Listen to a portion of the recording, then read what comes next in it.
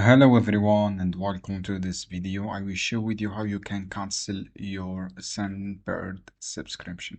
If you want to cancel your subscription, follow me in this video guide. So go to your account by click on login option. You will see this page, login with your accounts with your all details such your email and password. So the first method, you can use your account to cancel your subscription. So follow me in this video. First, go to your profile icon. From the section, as you can see here, click on profile icon, go to subscription or manage here.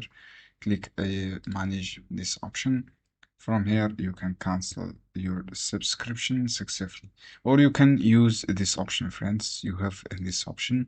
Email, write your email here. Subject, choose cancel my subscription.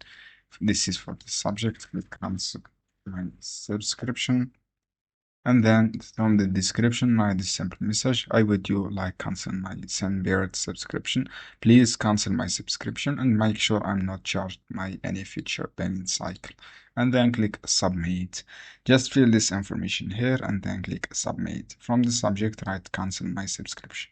I hope this guide helpful for you. Don't forget give like and share this video.